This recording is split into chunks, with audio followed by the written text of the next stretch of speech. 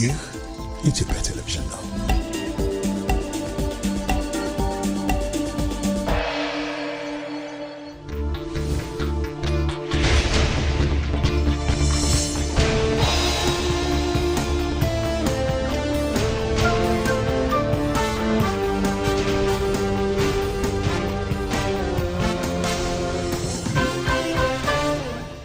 ኢቲቪ 57 ከኢትዮጵያ ቴሌቪዥን የናስልን እንደምናመሻችሁ። ከኢትዮጵያ ቴሌቪዥን የሰዓቱን ዜናዎች እናቀርባለን። ሁሌም ከኛ ጋር ስለሆናችሁ ከልብ እናመሰግናለን። አርዕስተ ዜናዎቹን እናስቀድማለን።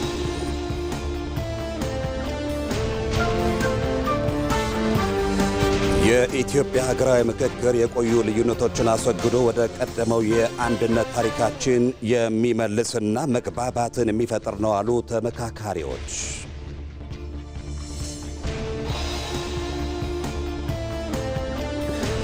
የማክሮ ኢኮኖሚ ማሻሻያው ተግባራዊ መደረግ የኢትዮጵያን የውጭ ምንዛሪ እጥረት በከፍተኛ መጠን ማቃለል አስችሏል።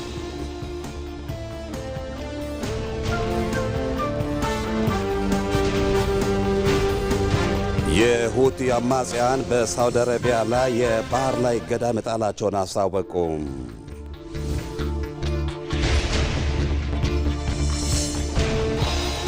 ከኢትዮጵያ ቴሌቪዥን ዋናው ስቱዲዮ ከዜናዎቹ ጋር ሰለሞን ጡ መልሳን ነኝ። አብራችሁን ቆዩ።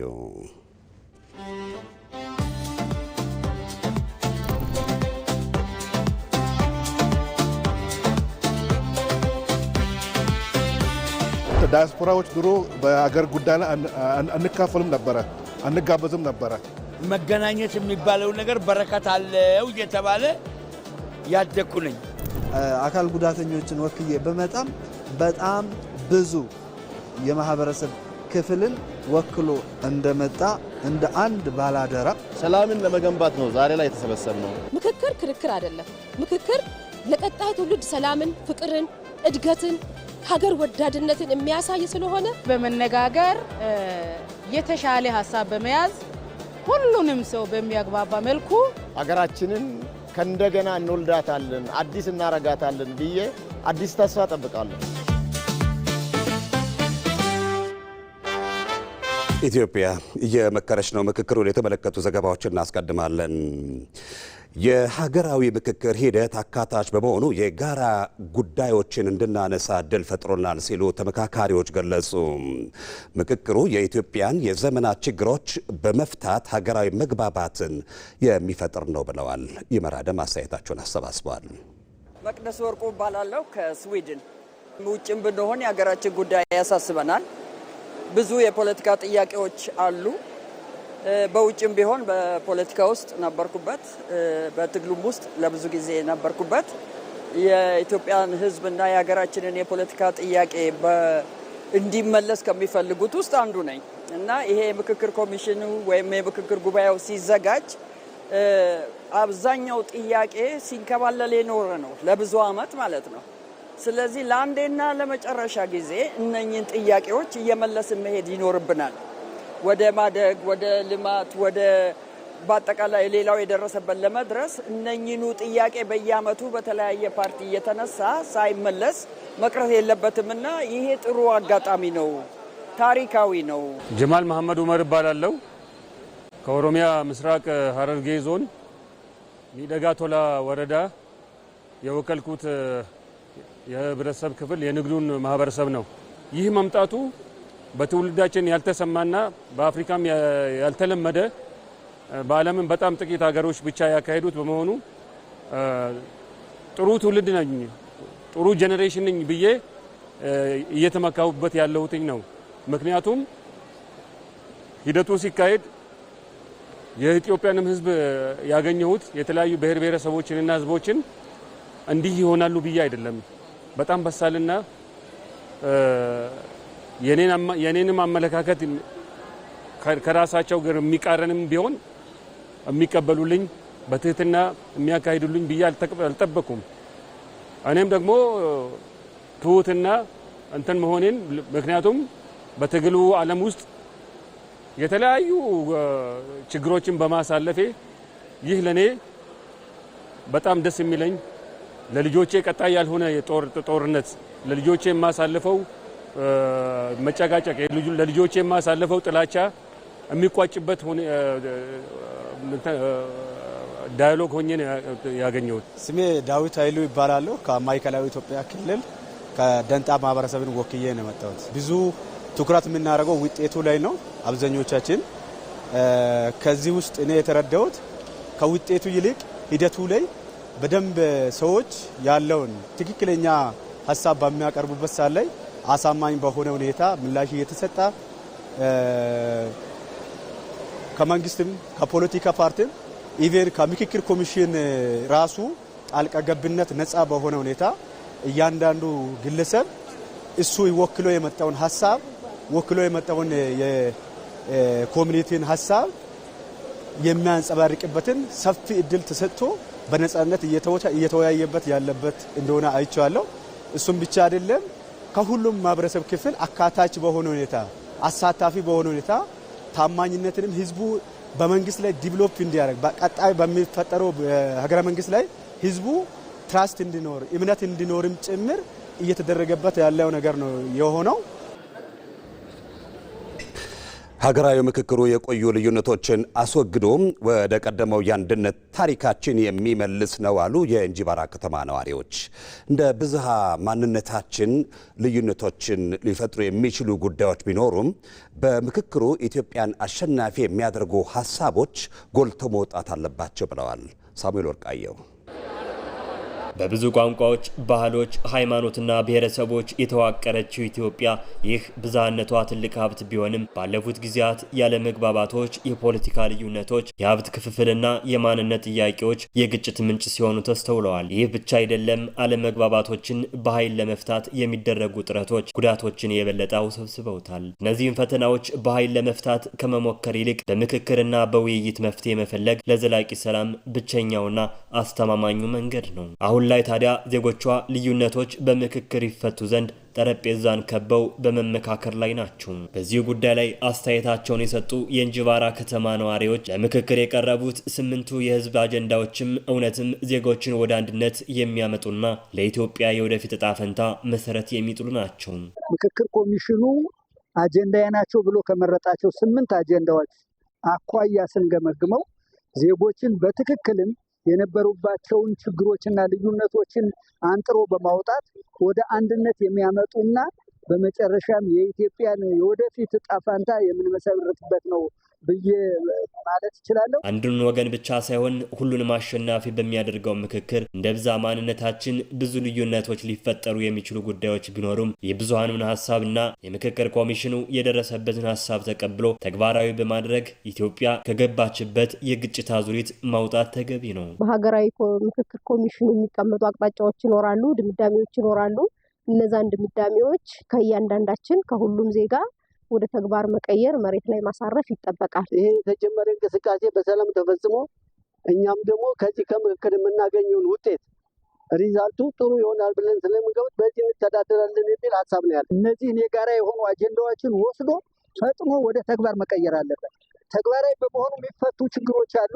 ሲፈቱ ደግሞ አብረው ደግሞ የህዝብን አስተሳሰብ ሁሉ ሊለውጡ የሚችሉ አንድነታችንን የበለጠ እውነትም ኢትዮጵያ የኛ ናት የሚል የዜጎችን ስሜት የሚስቡ ነገሮች ስለሚመጡ ፈጥኖ ተግባራዊ ማድረግ የግድ ይጠበቃል። ለኢትዮጵያ ዘላቂ ሰላምና አብሮነት መሰረቱ ምክክር ነው። ልዩነትን የሚያከብር ፍትህን የሚያሰፍንና የዜጎችን መተማመን የሚገነባ ምክክር የተረጋጋችና የበለጸገች ኢትዮጵያ መሰረት ይሆናል።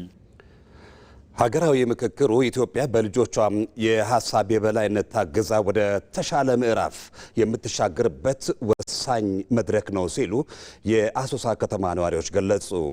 ምክክሩም የዜጎችን አንድነትና ዘላቂ ሰላም ያመጣል ብለው እንደሚያምኑም ነዋሪዎቹ ተናግረዋል። ጀማል አህመድ ኢትዮጵያውያን የሀገራቸውን መጻኢ ዕድል ለመወሰን ተሰባስበዋል። የጋራ ችግሮቻቸውን ነቅሰው በማውጣት መፍትሄ ለማበጀት በመምከር ላይ ይገኛሉ። ከሐምሌ 8 ጀምሮ እየተካሄደ ባለው ሀገራዊ ምክክር የኢትዮጵያን ልዕልና የሚያመጡ የዜጎችን አንድነትና ፍቅር የሚያጠናክሩ ምክረ ሀሳቦችን እንደሚጠብቁ የአሶሳ ከተማ ነዋሪዎቹ እና አባ ኢብራሂም አዙቤር ይናገራሉ። በምክክሩ ላይ የምንጠብቀው ብሔር ብሔረሰቦች እንዴት በአንድነት እንዴት መኖር እንዳለባቸው ሰላማዊ በሆነ መንገድ እንዴት መስራት እንዳለባቸውና ራሳቸውንም በኢኮኖሚ በማህበራዊ በፖለቲካ እንዴት እንደሚለውጡ በዚህ ምክክር ኮሚሽን ላይ ይስተካከላል ብለን እኛ እንጠብቃለን። ብዙ ነገሮች ይዙ ይመጣሉ ብለን እናስባለን። አካባቢያችን ላይ አንዳንድ ያለመግባባት ችግሮች አሉ። በየአካባቢ ላይ የምናያቸው አንዳንድ ክስተቶች አሉ። ይሄ ደግሞ ወደ አንድ ማምጣት ይችላል የሚል እሳቤ ስላለኝ ይሄ ምክክሩ በጣም ጠቃሚ ነው የሚል እሳቤ አለኝ። የኢትዮጵያ ችግር በጦርነት የሚፈታ አይደለም። ሁሉም ብሔር ብሔረሰብ በአንድ ጠረጴዛ ተሰብስቦ ተወያይቶ ችግሩን መፈታት አለበት። ወደ ጦርነት፣ ወደ ግጭት፣ እርስ በርስ መተላለቅ፣ መጎዳዳት፣ መጠላለፍ ሳይሆን በጠረጴዛ ዙሪያ ተናግሮ ዲሞክራሲያዊ በሆነ መንገድ ሀገራችንን በወንድማማችነት መምራት የሚቻልበት ምቹ እድል ነው እየፈጠረ ያለ። ተለይተው በቀረቡት 8 አጀንዳዎች ላይ በጥልቀት በመምከር የኢትዮጵያን ዘላቂ ሰላምና ልማት የሚያመጡ ውሳኔዎችን እንደሚጠብቁም ነዋሪዎቹ ያነሳሉ። ኢትዮጵያ ያሳለፈቻቸው አንዳንድ ክፍተቶች በዚህ ምክክር ይስተካከላል የሚል እሳቤ አለ። ለምንድን ነው ያልተግባባን? ለምንድን ነው ኢትዮጵያ አንድ ያልሆነች? ኢትዮጵያ አንድ ከሆነች ወደ ትልቅ ሀገር ትደርሳለች የሚል ሀሳብ አለኝ። በመፈቃቀር ላይ የተመሰረተ በመዋደድ ላይ የተመሰረተ ስራዎችን እየተሰራ የነበሩ ችግሮች ለምሳሌ እዚሁ እንደ መንገድ የመሳሰሉ ነገሮችን ከዚህ አዲስ አበባ ያለመሸማቀቅ ያለማሰብ በዚህኛው ምክክር ኮሚሽን ላይ ተነጋግሮ ሀሳብ ወርዶ አጸድቆ ሰላማዊ በሆነ መንገድ ላይ እንደምናገኝ ተስፋ አደርጋለሁ። በቀጣይ ከውይይቱ በኋላ መፍትሄ ይገኛል ብዬ ነው የማስበው። ሁሉም ብሔር ብሔረሰብ ወሰን ሳይገድበው ተንቀሳቅሶ የሚሰራበት ሀብት የሚያፈራበት አሁን ያለው ችግር እገታ፣ ዘረፋ፣ ንብረት ማውደም ይቀራል ብዬ ነው የማስበው። በኢትዮጵያ ሀገራዊ ምክክር ኮሚሽን አዘጋጅነት እየተካሄደ ያለውና ወሳኝ ምዕራፍ ላይ የሚገኘው ሀገራዊ ምክክር ኢትዮጵያ በልጆቿ የሀሳብ የበላይነት ታግዛ ወደ ተሻለ ምዕራፍ የምትሸጋገርበት መድረክ እንደሚሆን ይጠበቃል። ለኢትዮጵያ ቴሌቪዥን ጀማል አህመድ ነኝ ከአሶሳ። የአፍሪካና የባህረ ሰላጤው ሀገራትን ኢኮኖሚያዊ ትስስር ወደ ላቀ ደረጃ ያሸጋግራል የተባለው የገልፍ ሀገራትና የአፍሪካ ኢኮኖሚያዊ ትብብር መድረክ ተካሄደ። መድረኩም በአፍሪካ እየጨመረ የመጣውን የባህረ ሰላጤው ሀገራት የኢንቨስትመንት ፍሰት በመጠቀም የኢንዱስትሪ መስፋፋትን፣ የኢኮኖሚ ሽግግርንና ዘላቂ ስትራቴጂካዊ አጋርነትን እንዴት ማፋጠን እንደሚቻል ለመምከር ያለመ ነው። የባህረ ሰላጤው ሀገራት ቀጣና ለብዙ የአፍሪካ ሀገራት ጊዜ ወደ ጊዜ እያደገና አስፈላጊ ኢኮኖሚያዊና ስትራቴጂካዊ አጋር እየሆነ መጥቷል። በመሆኑም የሀገራቱ ኢንቨስትመንት ከባህላዊ ዘርፎች አልፎም በዘመናዊ የልማት መስኮች ላይ በማተኮር በመሰረተ ልማትና ሎጂስቲክስ፣ በታዳሽ ኃይልና ግብርና፣ በማኒፋክቸሪንግና የፋይናንስ አገልግሎቶች እንደዚሁም የዲጂታል ፈጠራዎችን ያካተተ እንዲሆን ወሳኝ መሆኑን የገልፍ አፍሪካ ግንኙነት አጥኚ የሆኑት ዶክተር ማክሲም ማንዴዝ ገልጸዋል። On the Gulf side, it's basically aiming at to reducing its reliance on በባህረ ሰላጤው ሀገራት በኩል በዋነኝነት ትኩረት የተደረገው በኤክስፖርት ንግዳቸው ውስጥ ከፍተኛ ድርሻ ያለውን በነዳጅና በነዳጅ ውጤቶች ላይ ያለውን ጥገኝነት ለመቀነስ ነው። እነዚህ ሀገራት ኢንቨስትመንታቸውን ወደ ተለያዩ ዘርፎች በመቀየር የተሻለ የኢኮኖሚ ትርፍ የሚያስገኙ እድሎችን እየፈለጉ ነው። ለዚህ ደግሞ አፍሪካ ለእነዚህ ፍላጎቶች በተለየ ሁኔታ ተስማሚ ሆና ተገኝታለች። ይህም በግልጽ እንደሚታየው አህጉሪቱ ባሏት የተፈጥሮ ሀብቶች በፍጥነት እያደገ በሚገኘው የህዝብ ቁጥርና ታዳሽ ኃይል የመቀየር አቅሟ ምክንያት ነው። በአፍሪካ በኩል ደግሞ ግልጽ የሆነ ፍላጎት አለ። የእነዚህን የአፍሪካ ኢኮኖሚዎች መዋቅራዊ ለውጥ ለማምጣት ያለመውን አጀንዳ 2063 ማንሳት እንችላለን። ይህም በ2050 በዓለም ላይ ትልቁን በስራ ዕድሜ ላይ የሚገኝ የህዝብ ቁጥር የሚይዘውን ይህንኑ የስነ ህዝብ ዕድል ለመጠቀም ያለመ ነው። በተጨማሪም እንደ ፊንቴክ፣ ሎጂስቲክስ፣ የግብርና ምርቶችን ማቀነባበርና የመሳሰሉትን ከጊዜ ወደ ጊዜ እጅግ አስፈላጊ የሆኑ የመጡ አዳዲስ የኢኮኖሚ ማዕከላትን ለማልማት ያስችላል። በዚህ ሂደት ውስጥ የአፍሪካ አህጉራዊ ነፃ ንግድ ቀጠና በአህጉሪቱ ውስጥ የሚገነቡ አህጉራዊ የእሴት ሰንሰለቶችን ክፍት በማድረግና የህዝብ ድጋፍን በማጠናከር ረገድ ወሳኝ ሚና እየተጫወተ ይገኛል። ስለሆነም በአፍሪካ በኩል ይህንን ለውጥ ወደ ከፍተኛ ምርታማነት ለመቀየር የሚያስችል ትልቅ መነቃቃት ስላለ ለአፍሪካም ሆነ ለባህረ ሰላጤው ሀገራት እድገት ወሳኝ ምዕራፍን መክፈት ያስችላል። እንደ ሪፖርተራችን ቶማስ ኃይሉ ዘገባ ኢትዮጵያ በአሁኑ ወቅት የሀገር በቀል ኢኮኖሚ ማሻሻያ ፕሮግራም በመተግበር ላይ እንደመሆኗ ኢንቨስትመንት ለማስፋፋት ቀጠናዊ ትስስር ለማጠናከር የኢንዱስትሪ ምርታማነትን ለማሳደግ እንደዚሁም ለአፍሪካና ለዓለም አቀፍ ገበያዎች ተወዳዳሪ በር ለመሆን እየሰራች መሆኑን በውጭ ጉዳይ ኢንስቲትዩት የአውሮፓና አሜሪካ ጉዳዮች ዳይሬክተር ጄኔራል ሽመልስ ኃይሉ አስታውሰዋል። ከባሕረ ሰላጤው ሀገራት ጋር የቆየና የጠበቀ ግንኙነት ያላት ኢትዮጵያ ይህ መድረክ ነባሩን ወዳጅነት ይበልጥ ወደ ላቀ ስትራቴጂካዊ አጋርነት ለማሳደግና አዳዲስ የኢንቨስትመንት እድሎችን ለመሳብ ወሳኝ አጋጣሚ እንደሚፈጥርላትም ገልጸዋል። Today's dialogue comes to an important moment in international affairs. የዛሬው ውይይት በዓለም አቀፍ ጉዳዮች ውስጥ እጅግ ወሳኝ በሆነ ወቅት ላይ እየተካሄደ ያለ ነው።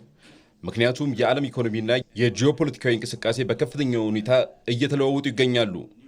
ባህላዊ የነበሩት አጋርነቶች፣ ትብብሮችና እንዲሁም ሌሎች ጉዳዮች ቦታቸውን ለአዳዲስ ትብብሮች እየለቀቁ ነው። አዳጊ ኢኮኖሚ ያላቸው ሀገራትም አዳዲስ ኃላፊነቶችን መውሰድ ጀምረዋል። በመሆኑም በአፍሪካና በባሕረ ሰላጤው ሀገራት መካከል ያለው ግንኙነት አሁን ላይ ወደር ወደሌለው ስትራቴጂካዊ አጋርነት እያደገ መጥቷል። ስለሆነም ይህ ስብሰባ እጅግ በወቅቱ የተዘጋጀ እና አስፈላጊ ነው። ለኢትዮጵያ ደግሞ እነዚህ መሰል ውይይቶች እጅግ ትልቅ ትርጉም አላቸው። እንደሚታወቀው ኢትዮጵያ በአሁኑ ወቅት ኢንቨስትመንትን ለመሳብ ቀጠናዊ ትስስር ለማጠናከር የኢንዱስትሪ ምርታማነትንም ለማሳደግና ሀገሪቱ ለአፍሪካና ለዓለም አቀፍ ገበያዎች ተወዳዳሪ መግባበር ለማድረግ ያለመም የሀገር በቀል የኢኮኖሚ ማሻሻያ ፕሮግራምን እያከናወነች ትገኛለች። እነዚህን ግቦች ለማሳካት በጋራ ኃላፊነቶችና በረጅም ጊዜ ቁርጠኝነት ላይ የተመሰረተ አጋርነት እንደሚጠይቅም እንረዳለን። የባሕረ ሰላጤው ሀገራት ከጊዜ ወደ ጊዜ እያደገም አስፈላጊ ኢኮኖሚና የስትራቴጂ አጋር እየሆኑ መጥተዋል። ዛሬ ላይ ኢንቨስትመንትም ከባህላዊ ዘርፎች ባሻገር ወደ መሰረተ ልማት፣ ሎጂስቲክ፣ ግብርና እንዲሁም ሌሎች ዘርፎች እየተስፋፋ ይገኛል። ይህ የኢኮኖሚ አጋርነት ለሁለቱም ወገኖች ተጨባጭ ውጤት ማምጣት ግን አለበት። የአረንጓዴ አሻራ የአየር ንብረት ለውጥን በመከላከልና ለኢኮኖሚ ድጋፍ በማድረግ ከፍተኛ አስተዋጽኦ እያበረከተ ነው ሲሉ የፕላንና ልማት ሚኒስትሯ ዶክተር ፍጹም አሰፋ ተናገሩ። የፕላንና ልማት ሚኒስቴር ከተጠሪ ተቋማት ጋር በመሆን በኦሮሚያ ክልል ገላን ወረዳ ገንደበል ተራራ የችግኝ ተከላ መርሃ ግብር አከናውኗል።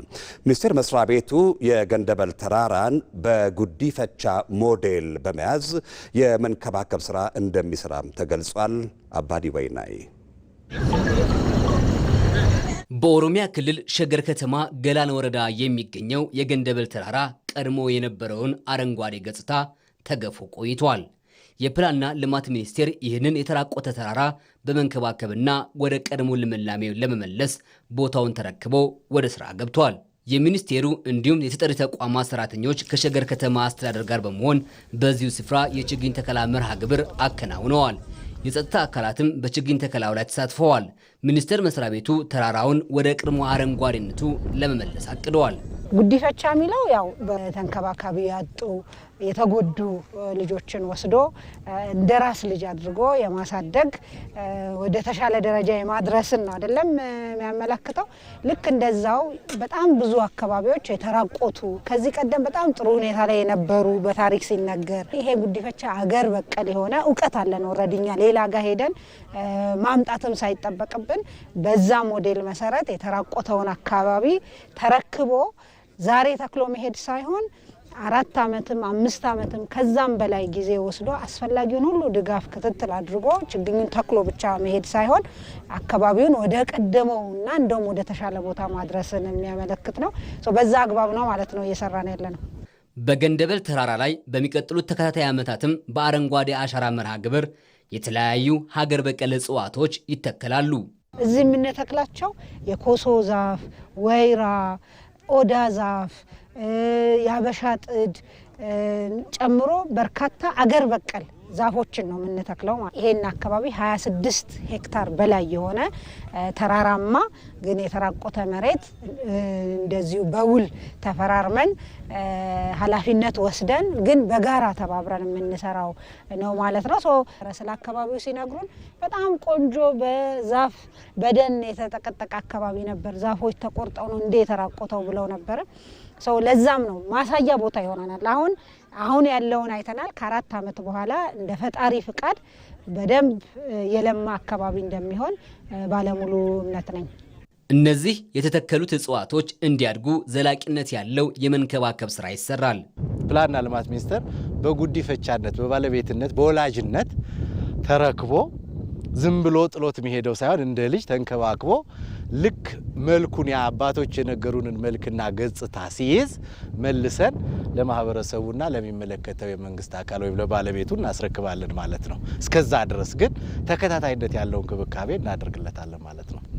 ችግኝ ተተክሎ ዛሬ ዝም ብለን የምንሄድ ከሆነ ችግኙን አልተከልነውም፣ የምንፈልገውን ምግብ አቺፍ አናደርገውም ማለት ነውና ስለዚህ ከመንከባከብ አንጻር የሚኒስትሪ ኦፍ ፕላኒንግ ዴቨሎፕመንትና የሸገር ሲቲ እንደዚሁም የገላን የአካባቢ ጥበቃ ባለስልጣን አንድ ላይ በመሆን ይሄን የጽድቀቱን ሁኔታ በቅርብ ተከታትሎ ውሃ ከማጠጣት አኳያ ከማረም አኳያ ከፍቶችና ሌሎች ችግኙን የሚያበላሹ ውስጥ እንዳይገሙ ከመጠበቅ አኳያ ከፍተኛ የሆነ ክትትል ይደረጋል።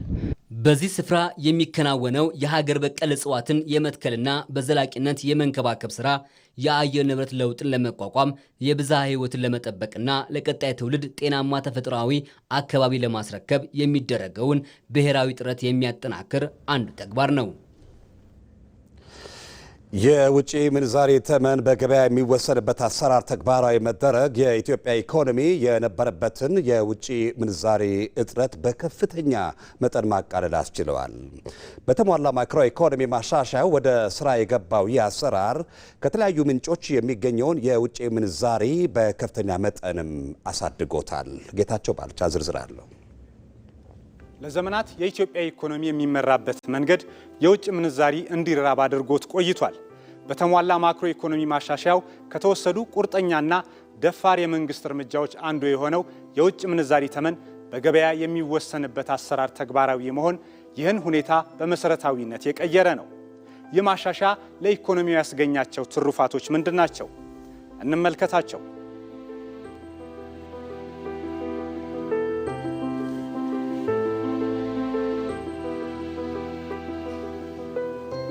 የእያንዳንዱን ዜጋ የኑሮ ሁኔታ በቀጥታም ይሁን በተዘዋዋሪ የሚመለከት ነው የውጭ ምንዛሪ። የውጭ ምንዛሪ ለአንድ ሀገር ኢኮኖሚ እንደ ኦክሲጅን የሚታይም ነው። የኢትዮጵያ ኢኮኖሚ የዚህ ወሳኝ ግብዓት እጥረት እንደ ልቡ እንዳይንቀሳቀስ አድርጎት ቆይቷል። የዚህ ምክንያቱ ደግሞ ኢትዮጵያ ላለፉት በርካታ አስርት ዓመታት ትከተለው የነበረው ጥብቅ ቁጥጥር የሚደረግበት የውጭ ምንዛሪ አስተዳደር ነው። የተሟላ ማክሮ ኢኮኖሚ ማሻሻያን ተከትሎ የውጭ ምንዛሪ ተመን በገበያ የሚወሰንበት አሰራር ተግባራዊ ሆኗል። አሁን እንደ ቀድሞ እጥረቱን በመጠቀም ጥቂቶች በጥቁር ገበያ የሚዘውሩት ሳይሆን የውጭ ምንዛሪ ተመን በመሰረታዊ የኢኮኖሚ ሕግ በፍላጎትና አቅርቦት የሚመራ ነው። የውጭ ምንዛሪ አስተዳደር ማሻሻያው በ2016 ሐምሌ ወር ተግባራዊ የተደረገ ሲሆን በአጭር ጊዜ ውስጥም የብሔራዊ ባንክ መጠባበቂያ ክምችትን በከፍተኛ መጠን ማሳደግ ችሏል። አሁን የውጭ ምንዛሪ እንደ ብርቅ ነገር የሚታይበት ጊዜ እያበቃ ነው። በዘርፉ የተደረገው ማሻሻያ ከዚህ ቀደም ሊታሰቡ የማይችሉ የሚመስሉ የግል የውጭ ምንዛሪ ቢሮዎች ወደ ስራ እንዲገቡ አድርጓል። ይህ ደግሞ የውጭ ሀገር ገንዘቦችን በቀላሉ መሸጥና መግዛት የሚቻልበትን እድል የፈጠረ ነው። ከዚህ ቀደም የነበረው በብሔራዊ ባንክ ቁጥጥር የሚደረግበት የውጭ ምንዛሪ አስተዳደር በይፋዊው ገበያና በጥቁር ገበያ መካከል ያለውን ልዩነት በከፍተኛ መጠን አስፍቶም ቆይቷል። ህገወጥ የገንዘብ ዝውውርን ከማበረታታቱም በላይ መንግስት ማግኘት የሚገባውን የውጭ ምንዛሪ ገቢ ሲያሳጣም ነበር። በማሻሻያው ባንኮች የውጭ ምንዛሪን ከደንበኞቻቸው ጋር በሚያደርጉት ድርድር እንዲገዙና እንዲሸጡ ሙሉ ፍቃድ ተሰጥቷቸዋል። ከዚህ ቀደም ብሔራዊ ባንክ የቀን ተመንን በየቀኑ ይወስን የነበረ ቢሆንም አሁን ግን ባንኩ ጣልቃ የሚገባው ገበያው ከፍተኛ መለዋወጥ ሲያሳይ ለማረጋጋት ብቻ ይሆናል። የውጭ ምንዛሪ እጥረት ፋብሪካዎች በሙሉ አቅማቸው እንዳያመርቱና የውጭ ቀጥታ ኢንቨስትመንት እንዲቀንስ ምክንያትም ነበር።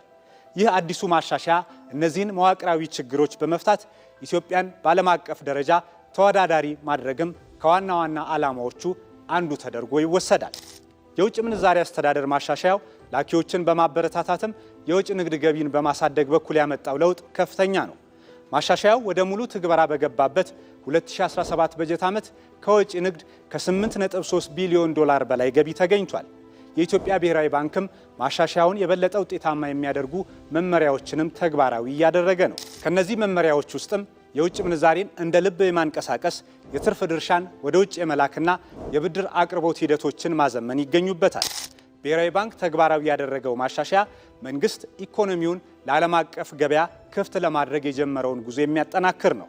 በድምር ሲታይም የውጭ ምንዛሪ ማሻሻያው የኢትዮጵያ ኢኮኖሚ በእምቅ አቅሙ ልክ እንዲያድግ የሥራ ዕድልን በመፍጠርና የውጭ ቀጥታ ኢንቨስትመንትን በመሳብ ከእያንዳንዱ ዜጋ እስከ ሀገር ዘርፈ ብዙ ጠቀሜታ የሚያስገኝ ነው። የውጭ ዜና። ከኢራን ጎን የተሰለፉት የየመኑ የሁቲ አማጽያን በሳውዲ አረቢያ ላይ የባህር ላይ እገዳ መጣላቸውን በይፋ ማስታወቃቸውን ተከትሎ በመካከለኛው ምስራቅ ያለው ቀውስ ወደ ከፋ ወታደራዊ ፍጥጫ ተሸጋግሯል። ይህ እርምጃ ለአሜሪካ ጦር ኃይል አዲስና ከባድ ስትራቴጂካዊ ፈተና ስለመሆኑም ተመላክቷል። ነጻነት ፍቅሩ። የየመኑ የሁቲ አማጽያን በሳውዲ አረቢያ ላይ የባህር ላይ እገዳ ለመጣል ማወጃቸውን ተከትሎ በመካከለኛው ምስራቅ አስቀድሞ የነበረው ውጥረት ወደ አዲስ ምዕራፍ ተሸጋግሯል። የሁቲዎች የቀይ ባህር ዛቻ በመካከለኛው ምስራቅ ለተጠመደው የአሜሪካ ጦር አዲስ የፈተና ግንባርም መሆኑ አይቀሬ ይመስላል። ይህ የሁቲዎች እርምጃ አሁን ያለውን የኢራን ጦርነት በእጅጉ ሊያሰፋው እንደሚችልና የቴህራንን ጥቃቶች በየቀጠናው ለማስቆም ሙሉ ትኩረቱን በሰጠው የአሜሪካ ጦር ላይ ተጨማሪ ጫና እንደሚፈጥር የአሁንና የቀድሞ የአሜሪካ ባለስልጣናት ስጋታቸውን ገልጸዋል። የሁቲ አማጽያን ሰኞ ዕለት ባወጣው መግለጫ ሳውዲ አረቢያ በየመን ላይ ለፈጸመችው ፍትሐዊ ያልሆነና ጨቋኝ ከበባ ምላሽ ለመስጠት አይን ለአይን በሚለው መርህ ላይ በመመስረት የባህር ላይ እገዳ መጣላቸውን አስታውቀዋል። በሁቲዎች ሰነሃ መራሹ የሰብአዊ ተግባራት ማስተባበሪያ ማዕከል በኩል ለማጓጓዣ ኩባንያዎች በተላከ የኢሜይል መልእክት ማናቸውም የባህር ላይ ተሽከርካሪዎች በማንኛውም የሳውዲ ወደቦች ላይ ጭነት እንዳይጭኑ ወይም እንዳያወርዱ ተከልክለዋል። ይህንን መመሪያ በመተላለፍ የሚንቀሳቀሱ መርከቦች የየመንን የታጠቁ ኃይሎች ወታደራዊ እርምጃ ሊያደርሱባቸው በሚችሉበት በማንኛውም ቦታ እርምጃዎች እንደሚወስድም አስታውቋል። በአሁኑ ወቅት የሳውዲ የነዳጅ ጫኝ መርከቦች የአሰሳ መከታተያ መሳሪያዎቻቸውን ማጥፋትን ጨምሮ የጥንቃቄ እርምጃዎችን መውሰድ ጀምረዋል። ሳውዲ አረቢያ እስካሁን ከዋሽንግተን ቀጥተኛ ወታደራዊ እርዳታ ባትጠይቅም የአሜሪካው ፕሬዝዳንት ዶናልድ ትራምፕ ግን ማክሰኞ ዕለት በሰጡት መግለጫ ቡድኑ ለዓለም አቀፍ ንግድ ወሳኝ በሆነው በቀይ ባህር ላይ የመርከብ ትራፊክን ለማደናቀፍ የሚወስደው ማንኛውም እርምጃ አሜሪካን በቀጥታ ወደ ግጭቱ ሊያስገባት እንደሚችል ጠቁመዋል። ትራምፕ ለጋዜጠኞች ሲናገሩ እንዲህ ያለ ነገር ከተከሰተ እኛ መፍትሄ እንሰጠዋለን፣ ከዚህ ቀደምም ከሁቲዎች ጋር ይህንን አድርገናል ብለዋል። ሆኖም ግን ለአሜሪካ ወታደራዊ ኃይል ነገሩ እንደተባለው ቀላል ላይሆን እንደሚችል ባለሙያዎች ያስጠነቅቃሉ። ሁቲዎች ቀደም ሲል የሳውዲና የአሜሪካ የቦምብ ጥቃቶችን በተሳካ ሁኔታ የተቋቋሙ ጠንካራና ተለዋዋጭ ተዋጊዎች በመሆናቸው ይታወቃሉ። እነሱን መጋፈጥ ማለት ቀድሞውንም ከኢራን ጋር በመዋጋት በባህረ ሰላጤው ላይ በኢራን ወደቦች ላይ የተጣለውን የአሜሪካን የባህር እገዳ ለማስከበር የተሰማራውን የአሜሪካን አቅምና ሀብት ይበልጥ ማሳሳት ማለት ነው። የቀይ ባህር ዛቻን ለመመከት የአሜሪካን የጦር መርከቦች ከባህረ ሰላጤው ወደ የመን ማቅረብ ሊያስፈልግ ይችላል። ይህም ወታደሮቹ በአማጽያኑ ላይ ጥቃት እንዲሰነዘሩና ከሁቲዎች የሚተኮሱ ሚሳኤሎችን ለመከላከል የሚያስገድድ ነው። በአሁኑ ወቅት ከ20 በላይ የአሜሪካ ባህር ኃይል የጦር መርከቦችና በመቶዎች የሚቆጠሩ የአሜሪካ ወታደራዊ አውሮፕላኖች በመካከለኛው ምስራቅ እየተንቀሳቀሱ ይገኛሉ። ይሁን እንጂ የሀብት ውስንነቶች እንዳሉበት የሚገልጹት ባለስልጣናት ለየመን ሊያስፈልጉ የሚችሉ ብዙዎቹ ወታደራዊ ስርዓቶች በአሁኑ ጊዜ በኢራን ጦርነት ውስጥ ጥቅም ላይ እየዋሉ መሆኑን ያነሳሉ። በስትራቴጂካዊና ዓለም አቀፍ ጥናቶች ማዕከል የአሜሪካን ማሪን መኮንን የነበሩት ማርክ ካንሲያን በቀይ ባህር ላይ የሚከፈተው ሁለተኛ ግንባር የአሜሪካንን የባህር ኃይል እንደሚያሳሳው ቢስማሙም የሁቲዎች ዋና ደጋፊ በሆነችው ኢራን ላይ እየተካሄደ ያለውን እገዳ ግን ከግምት ውስጥ በማስገባት ሁቲዎች ራሳቸው ወታደራዊ አቅርቦቶችን ለማግኘት እንደሚቸገሩ ገልጸዋል። የአሜሪካ እገዳ 100% ውጤታማ ባይሆንም በጣም ከፍተኛ ውጤታማነት አለው። በዚህም ምክንያት ሁቲዎች በወታደራዊ ዘመቻ ለረጅም ጊዜ ለመቀጠል ሊቸገሩ ይችላሉ ብለዋል። ይህ የሁቲዎች አዲስ የባህር ላይ እገዳ ዛቻ መጀመሪያ ላይ በትራምፕ ኢራንን እንድትንበረከክ የሚያደርግ የተወሰነ የቦምብ ጥቃት ተብሎ የተፈረጀው ጦርነት እንዴት መልኩን እየቀየረ እንደመጣና ለአሜሪካው ፕሬዝዳንት አዲስ የፖለቲካና የወታደራዊ ራስ ምታት እየሆነ መሄዱን የሚያሳይ ግልጽ ማሳያ ሆኗል። ኢቲቪ 57 ከኢትዮጵያ ቴሌቪዥን ለሰዓቱ የዘጋጁ ዜናዎቻችን እነዚሁ ናቸው። የቢዝነስና የስፖርት ዘገባዎች ይቀጥላሉ። 2 ሰዓት ሲሆን ኢቲቪ 57 ከዜናዎቹ ጋር ይመለሳል። በያላችሁበት ጤና ይስጥልን።